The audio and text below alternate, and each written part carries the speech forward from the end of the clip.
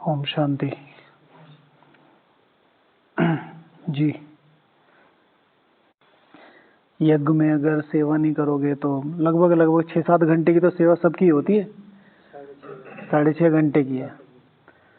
तो फिर मतलब बाबा तो देगा ही खाने को, लेकिन और ब्राह्मण रहने नहीं देंगे यहाँ। भाई 5-6 दिन आप अपनी मिस कॉल मार दो डिपार्टमेंट में, तो अगले दिन ही आपका टिकट बनवा देंगे वो। तो इस हिसाब से भगवान को क्या वैल्यू देनी चाहिए। मैं आज सोच रहा था इस बारे में बैठा हुआ। आज का हमारा योग का विजन था।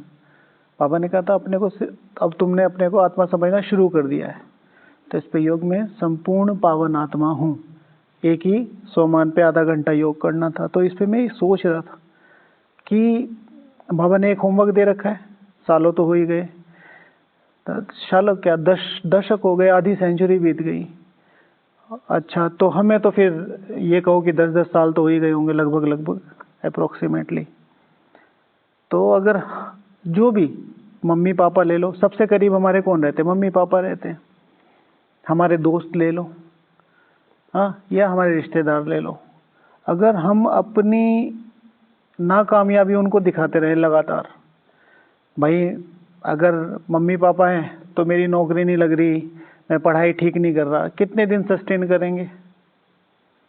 बॉस है, कितने दिन आपको कि भाई मैं तो 10 दिन छुट्टी मारूंगा, मेरी मर्जी, निकाल देगा। रिश्तेदार हैं, भाई मैं 8-10 दिन रहूंगा और मुझे कुछ नहीं करना है और खाना आना चाहिए देसी घी में, तो रात को बिना बताए उठा के फेंक देंगे।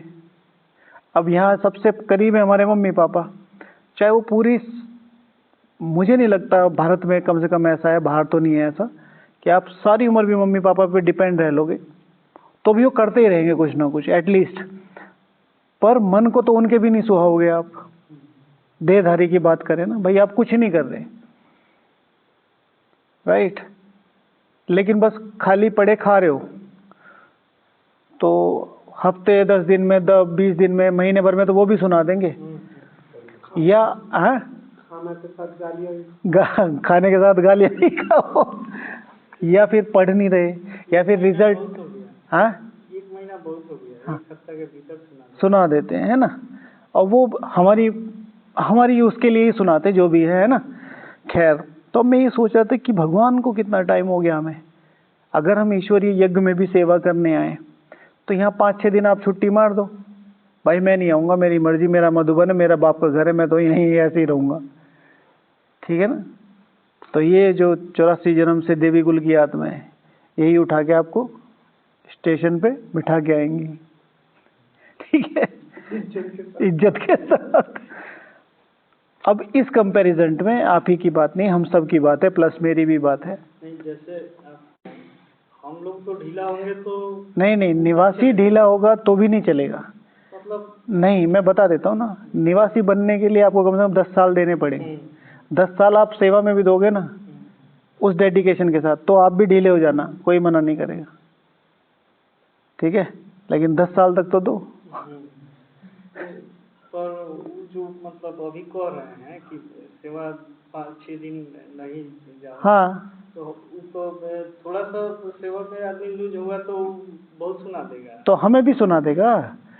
हम जिस पोस्ट की आप बात कर रहे हो, अब आप ये कहने लगो, आज कोई बच्चा वकालत पढ़ रहा है, तो आज वो नहीं पढ़ा तो कोई भी आके यारा नथु गया, सपोज टू भी कल को वो हाई कोर्ट का या सुप्रीम कोर्ट का वकील बन गया, कोई सुना देगा।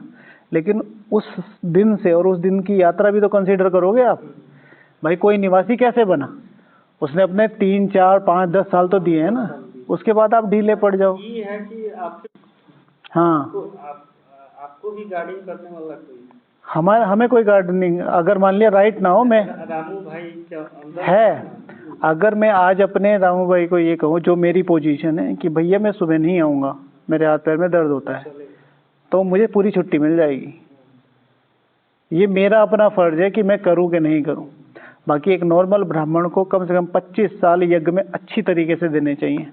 बाकी बाहर की नौकरियां तो 35 साल की, 30 साल की नौकरी होती है। भाई 25 साल में लगे 60 साल में, तो 30-35 साल की तो वो भी होगी, तो 30-35 साल तो अपने 8 घंटे देने ही चाहिए। खैर, तो मैं ये सोच रहा था कि बाबा को देखो कभी 2 घंटे दे रहे हैं, कभी 4 घंटे दे रहे हैं, कभी 5 घंटे दे रहे हैं, है ना। बाबा क्या कह रहा है? कुछ नहीं कह रहा। तो उस चीज़ को हमें रियलाइज करना चाहिए। अभी कुछ दिनों पहले क्वेश्चन आया था ना कि भाई बाबा ने कहा कि अशोक भाई अगर मैं तुम्हारी ज़िंदगी में ना रहूं, बाप दादा आए, हम सबसे क्वेश्चन पूछा कि मैं तुम्हारी ज़िंदगी में ना रहूं तो तुम्हारा क्या हाल हो? तो क्या आंसर आएगा ओम भाई? क्या आंसर दोगे आप? बाबा कह रहा है भाई मैं तुम्हारी ज़िंदगी में नहीं रहूं तो तुम्हारा क्या हाल हो? तो क्या कहोगे? भटक जाएंगे। क्या कहेंगे कुणाल भाई? क्या कहेंगे?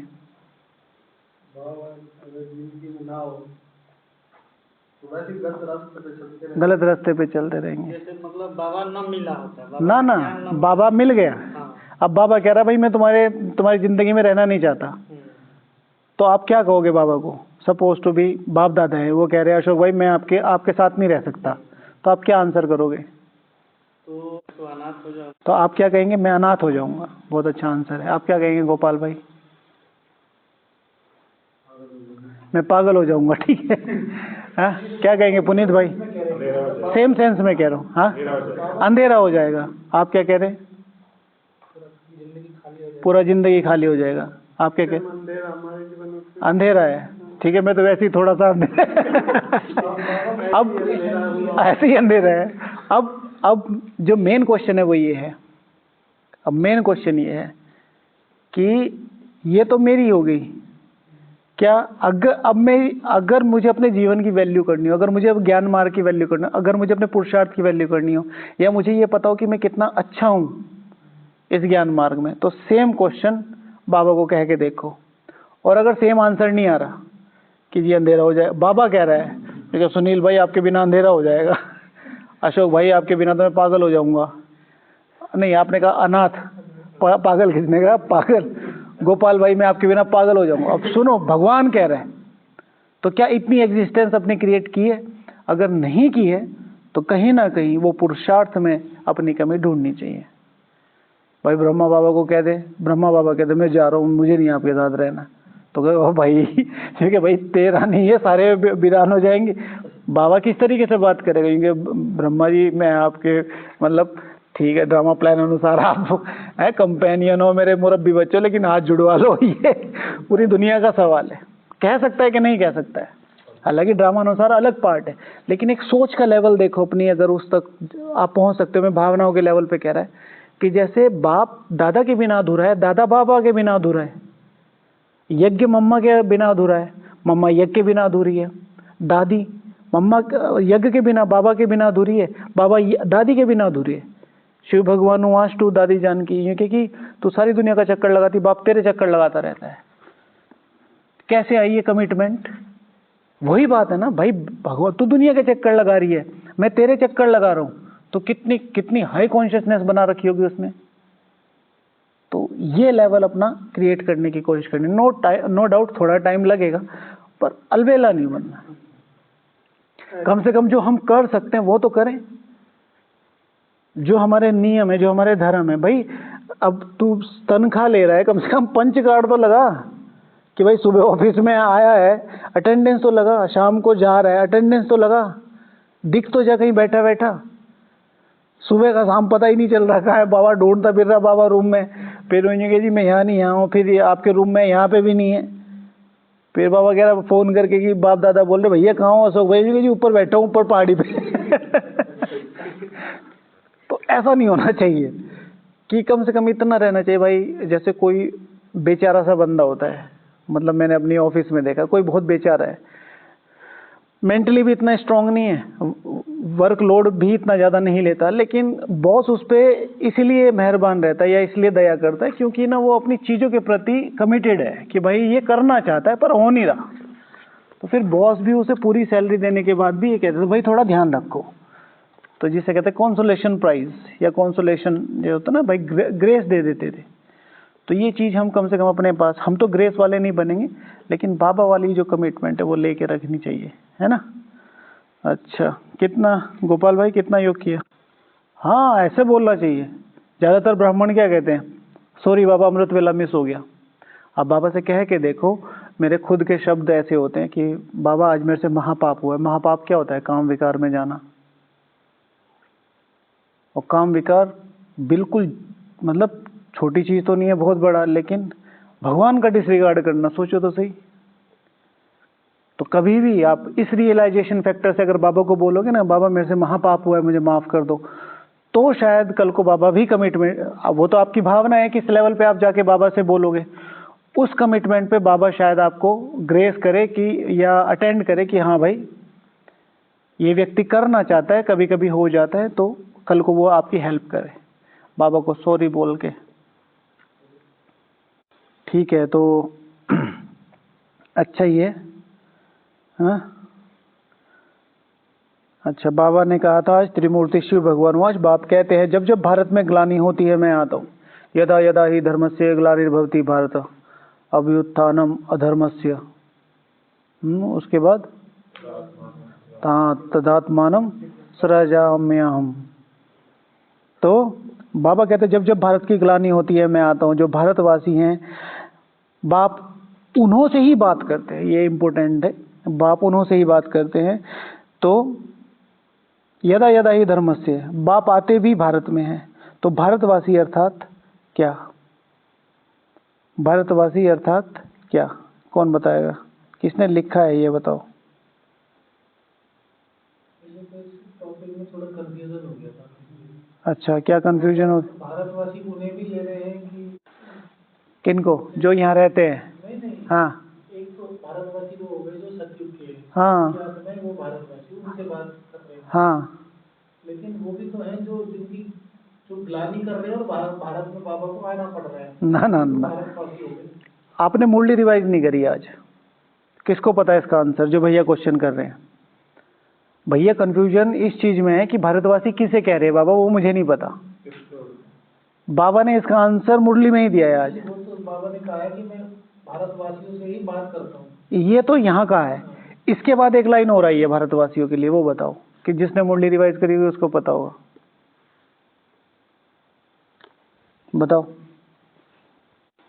एक लाइन जो बाद में आई थी, मतलब तब तो बाबा ने शुरू में बोला था, पहले या दूसरे पैराग्राफ में था, फिर उसके बाद एक शब्द आया था, बाबा ने कहा था यह बातें तुम बच्चे ही समझ कर और धारण करते हो। अच्छा, उसके बाद दुनिया के मनुष्य तो कुछ भी नहीं जानते, दुनिया। अब फिर बाबा ने उसके बाद एक शब्द बोला था कि ऐसे भी नहीं सारी दुनिया स्वर्ग में जाएगी, दुनिया दुनिया। अब उसके बाद बोला था जो कल पहले थे वही भारतवासी फिर आएंगे और सतयुग त्रेता में देवता बनेंगे, ये आंसर था। तो सिर्फ देवताओं को ही भारतवासी कहा जाता है, ये आंसर था। तो फिर कथा कैसे करेगा? भगवान को सहयोग देने वाले उनके कार्य। जब गीता ही नहीं लाए पंडित जी, करने क्या है? अगर आपको शादी ब्याह में बुलाया जाए, आप कहे भाई मैं अपना थैला भूल गया तो क्या कहेंगे, भाई पंडित करने क्या है? तो खाना कैसे दे देंगे बिना कथा के? हाँ भैया बोलो। नहीं लिखा? अच्छा, पुनीत भैया ने लिखा है, गोपाल भाई लिखा है? अच्छा, पूछ लिया करो, नहीं तो लिंक ले लेना, उसमें रोज आता है, आपको भी नहीं पता होगा। लिखो लिखो, बताओ फिर एक एक बताओ, पहले आप बताओ। भारतवासी अर्थात वर्ष के अधिकारी, ओके। और भारतवासी अर्थात ज्ञान धारण करने वाले, ज्ञान धारण करने वाले। ओम भाई? परमात्मा कार्य में भगवान का सहयोग करने वाले। ये पॉइंट थोड़ा ठीक है। भारतवासी अर्थात 84 जन्म लेने वाले, 84 जन्म लेने वाले, ठीक है। जिन्होंने 84 जन्म लिए उन्हें ही भारतवासी कहा जाएगा। 83 भी लिए होंगे ना तो भी भारतवासी की कैटेगरी में वो नंबरवार आ जाएंगे। 84 जन्म लेने वाले। अब उसमें जो सच्चे भारतवासी है वो है पूरे 84 जन्म लेने वाले, ठीक है। उसको फिर आगे एक्सप्लेन करेंगे। और आदि मध्य अंत को आज का वरदान क्या था? आज का वरदान लाइट माइट, अच्छा कल का था त्रिकालदर्शी, कल का त्रिकालदर्शी कल का था, आज लाइट माइट का ना प्रयोग करो। तो त्रिकालदर्शी बनो, तीनों कालों को जानने वाले भारतवासी, अर्थात जो तीनों कालों का जानेगा उसके पास क्या बेनिफिशियल फैक्टर होंगे। तीनों कालों को जानने वाला कोई भी काम गड़बड़ नहीं कर सकता। जैसे आप मैच खेलने जा रहे हैं, आपको पता है फिक्स है, तो फिर आप अपनी परफॉर्मेंस कैसे दोगे? बिल्कुल फ्री होके, निश्चिंत होके। आपको पता है कि आपकी विजय निश्चित है, आपको पता है कि इसका क्या फायदा होगा, आपको पता है इसका क्या नुकसान होगा, तो आप उसके अकॉर्डिंग काम करोगे ना, अपने फेवर के अकॉर्डिंग काम करोगे। तीनों कालों को जानने वाले, तो भारतवासी अर्थात तीनों कालों को जानने वाले और सर्वोच्च पूरे 84 जन्म लेने वाले और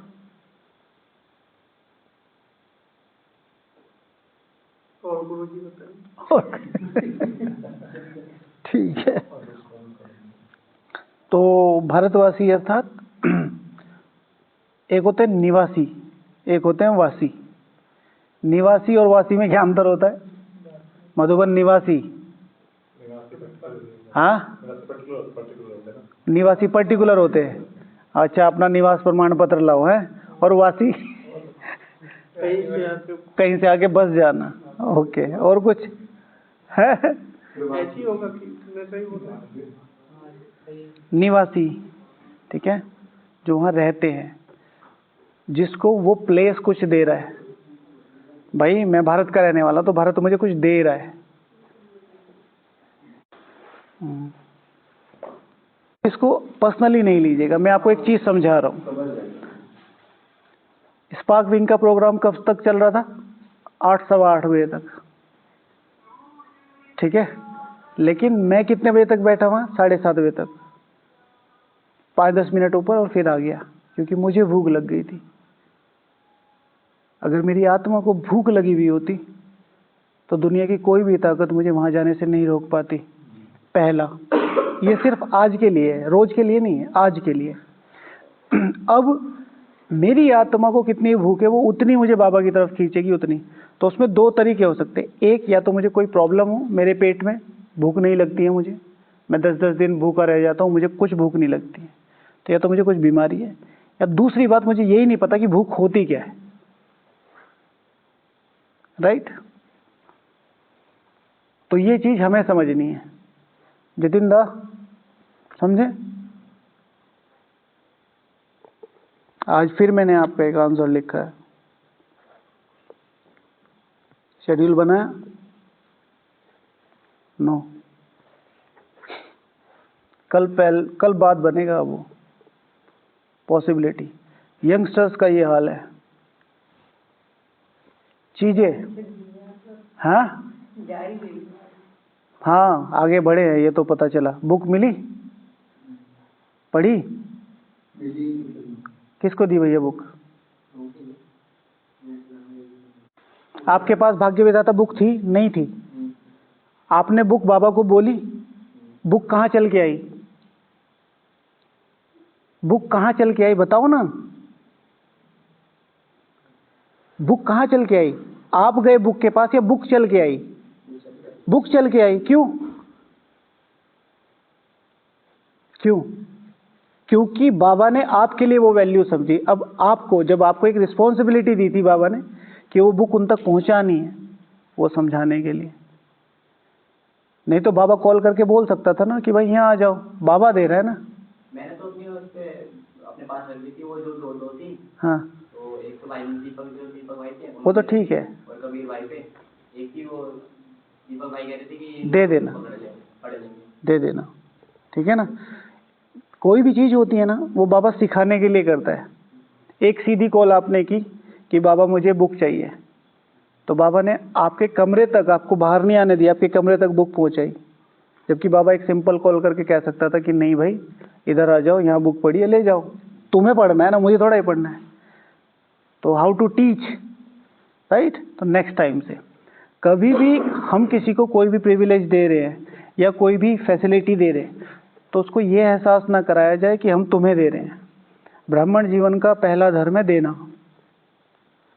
ठीक है। तो दे रहे हो तो उसे दे के पीछे हट जाओ, चुप हो जाओ। ये नहीं कि सारी दुनिया में सुना दी। अच्छा, पॉइंट्स निकाले। कल जतिन भैया बुक ले लेना, है ना, एक एक्स्ट्रा बुक भैया को दे देना, पॉइंट्स निकाल के लाना। मुरली के पॉइंट्स लिखे, ओम शांति, कल कर लीजिएगा, ठीक है, बुक का भी और मुरली का भी। ये आपके लिए है ना। मैं इसलिए प्रेशर कर रहा हूँ कि ब्राह्मण जीवन में बहुत कम लोग ऐसे मिलेंगे यहाँ, तो क्योंकि मुझे ऐसी पालना मिली तो मैं उसी तरीके से नरेट करने की कोशिश कर रहा है। अभी तक जितने भी, चाहे रूम में मिले हों, सेवा में मिले हों, जो लाए हों, जो ले जा रहे हों, खाना खा लिया, नींद ठीक से आई, सब है, किसी ने ये नहीं पूछा होगा योग किया कि नहीं किया। एक भी व्यक्ति कोई ऐसा मिला हो, किसी ने ये नहीं पूछा होगा मुरली सुनी कि नहीं सुनी। एक भी व्यक्ति ऐसा नहीं मिला होगा जिसने ये कहा होगा कि अमृत वेला उठे कि नहीं उठे। तो बाबा आप में एक अपॉर्चुनिटी देख रहा है अपने यज्ञ के लिए।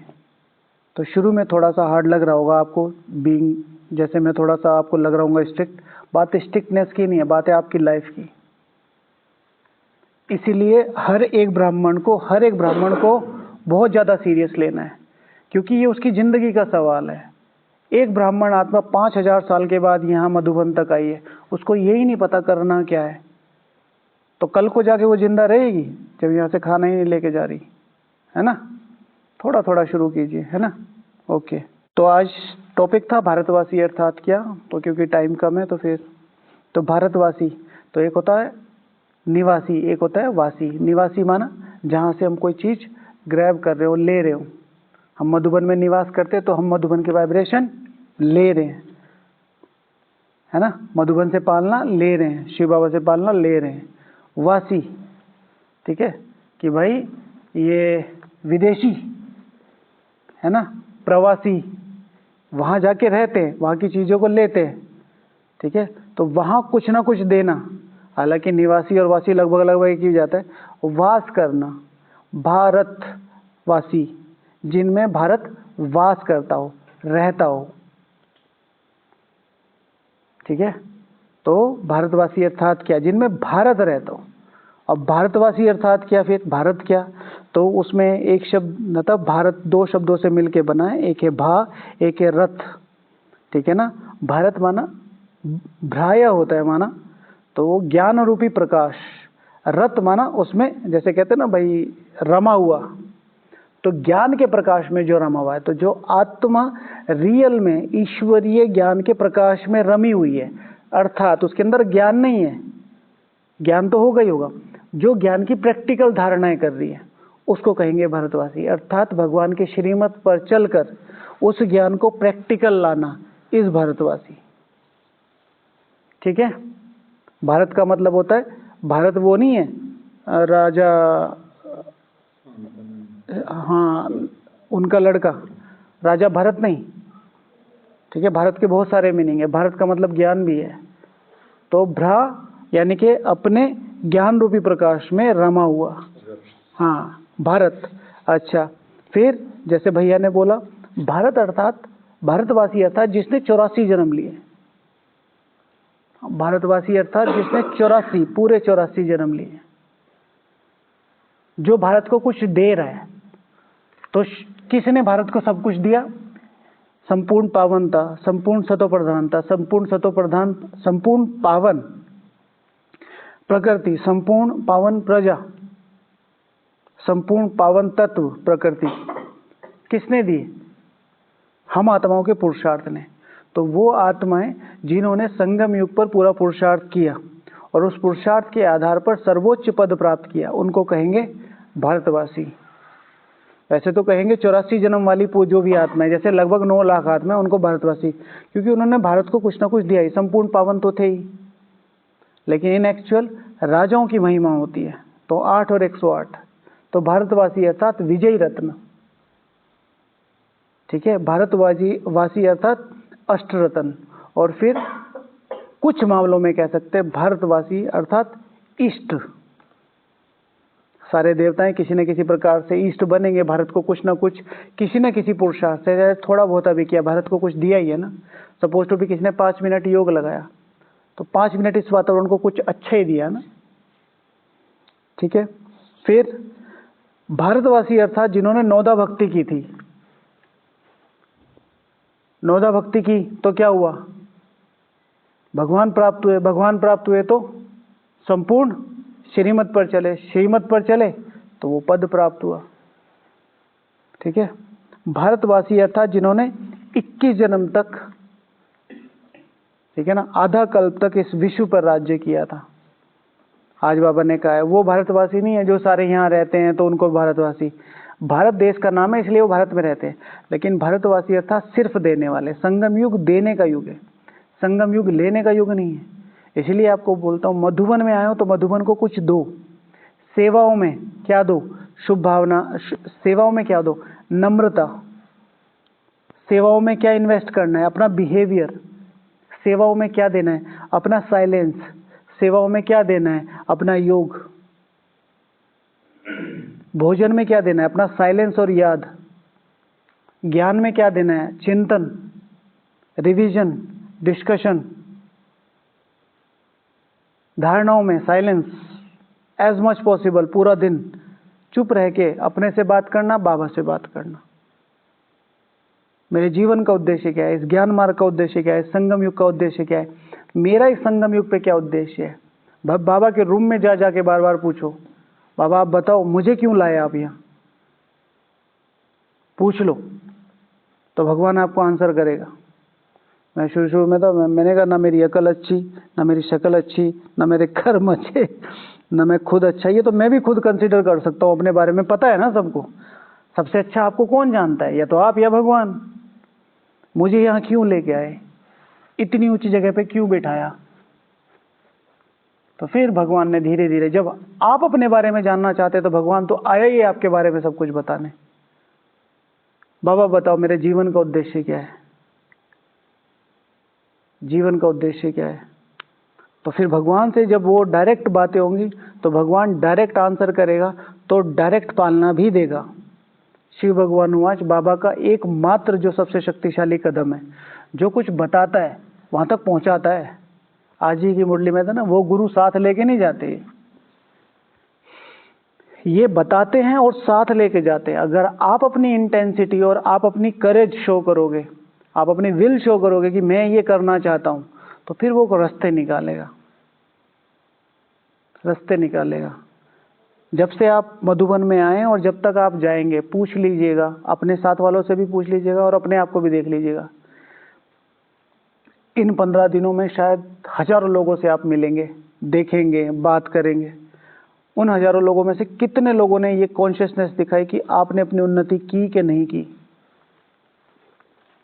तो यानी कि भगवान आपसे कुछ चाहता है, फिर निमित्त तो कोई ना कोई बन ही जाएगा, यहाँ नहीं बनेगा कहीं और बन जाएगा, मुरली के अलावा।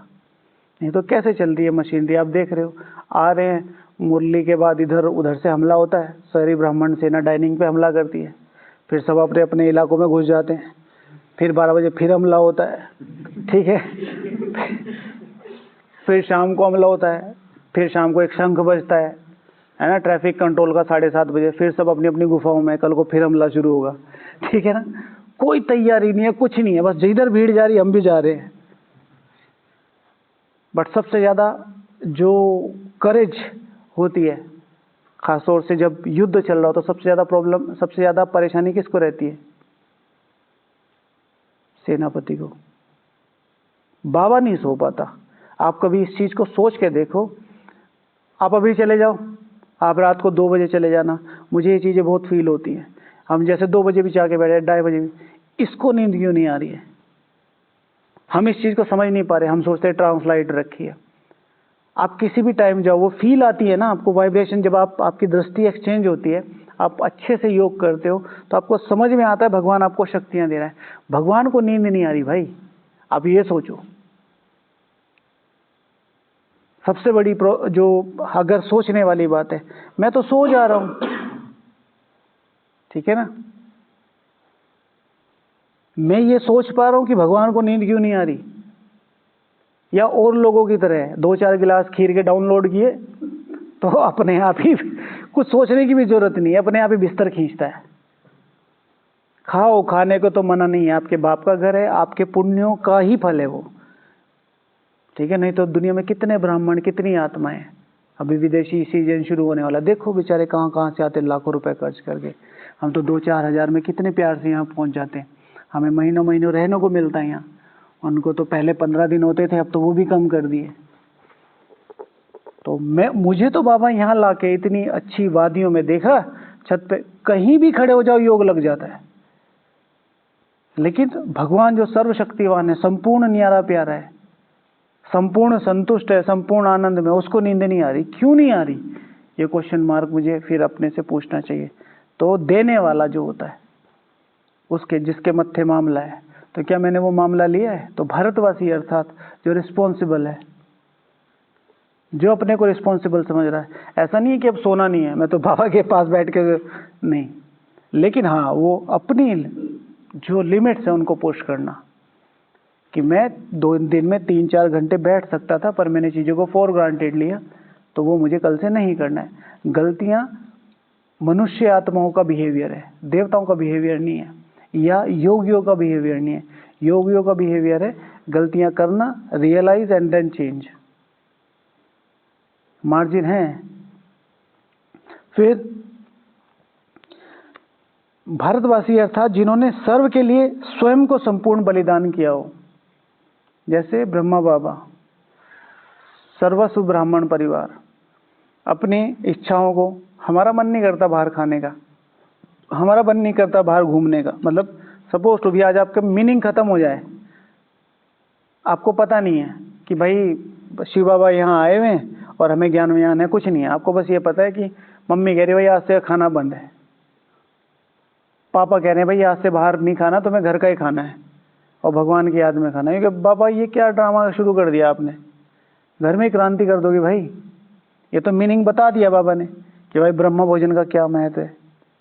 तो जिन्होंने स्वयं के लिए संपूर्ण सर्व के लिए स्वयं को संपूर्ण बलिदान करने का निश्चय किया हो, संकल्प किया हो, फिर करेंगे तो नंबरवार पुरुषार्थ अनुसार, लेकिन वो संकल्प हो, मेरी लिविंग यहाँ पर मेरे लिए नहीं है।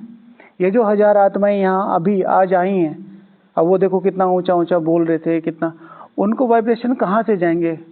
2 ही तरीके हैं, ठीक है, एक वाइब्रेशन, एक आपका बिहेवियर। और बहुत हद तक ब्रह्मा भोजन भी है, लेकिन वो फिर बाबा की जिम्मेवारी हो जाती है। हमारे लेवल पे बिहेवियर और भोजन, जितना बिहेवियर और योग वाइब्रेशन जितना हो सके अपने को उठाते जाओ, उठाते जाओ, उठाते जाओ, और थोड़ा सा योग कर ले। आपको तो मिल गया मंजिल, आप तो कल को भी आ जाओगे। इनका क्या होगा बेचारों का? यहाँ से जाने के बाद इनमें वो ताकत भरेगी नहीं भरेगी, जब वाइब्रेशन तो बना ही नहीं। मैं तो घर में खुद बैठ के खा रहा हूँ, तो अपने भाई को क्या कहूँ कि तो कमा के ला, मैं तो खुद ही नहीं आता मुझे कमाना, ठीक है ना। फिर भारतवासी अर्थात जिन्होंने शिव को यथार्थ रूपी समझा था, ठीक है। सबसे पहले भक्ति किसकी की? सबसे पहले मंदिर किसके लिए बनाए? फिर सबसे पहले अर्पण कौन हुए? फिर सबसे पहले पद किसने पाया? तो भारतवासी अर्थात शिव अर्पणम। आज बाबा ने कहा I am your most obedient servant, तो उससे एक नया टाइटल निकाला। हमने बड़े बड़े स्वमान तो लिए हुए, मैं मास्टर सर्वशक्तिवान हुई हूँ, कल सुबह का अमृत वेला करना, मैं नंबर 1 शिव सेवक हूँ। एक सच्चे सन्यासी की, एक सच्चे योगी की पहली जो विशेषता होती है, पहली धारणा होती है सेवक भाव। सेवक भाव, अगर वो सेवा भाव नहीं है, सेवा भाव वो नहीं है कि ये मेरी ड्यूटी है कर दी। सेवा भाव अंदर से कि क्या मैं यज्ञ को सस्टेन कर रहा हूँ। मुझे कहा दाल छोंकने को, मैंने दाल छोंक दी, बना दी, निकाल दी, हो गया, नहीं। उस स्वच्छता से, उस योग से और उन भावना से बन रही कि भगवान के बच्चे आके स्वीकार करेंगे। भैया आपको पता चल जाए कि भाई ये जो बच्चा है ये थोड़ा डिप्रेशन में, कल से सेंटर आना शुरू हो गया, तो आप कोर्स करा दो। तो पूछेंगे भाई नाम क्या है, तो वो कहेगा चुन्नू, पापा का नाम मुन्नू, ठीक है, मम्मी का नाम पुन्नू। तो आपने कोर्स कराना शुरू कर दिया। किसी ने पीछे से आके बता दिया भाई जो चुन्नू प्रसाद जी हैं कैबिनेट मंत्री हैं, तो उसी दिन से उस भाई का ब्रह्म भोजन भी शुरू हो जाएगा। नहीं नहीं भैया भोजन करके जाना, नहीं ऐसे नहीं जाने देंगे। हैं माता जी आप तो जा ही नहीं सकते, इधर बैठो, आपको जो भी प्रॉब्लम है यहाँ बताओ। क्यों? पोजीशन। चुन्नू जी की पोजीशन पता चल गई आपको क्या है? मंत्री का बेटा है भाई, कैबिनेट मंत्री का। तो उसकी कैसी पालनी होनी चाहिए, ये भगवान के बच्चे हैं, इनकी कैसी पालना होनी चाहिए। तो भारतवासी अर्थात ठीक है शिव को यथार्थ रूप ही जानने वाले। फिर और भी पॉइंट्स है लेकिन 9:45 हो गए शार्प, है ना। ओम शांति।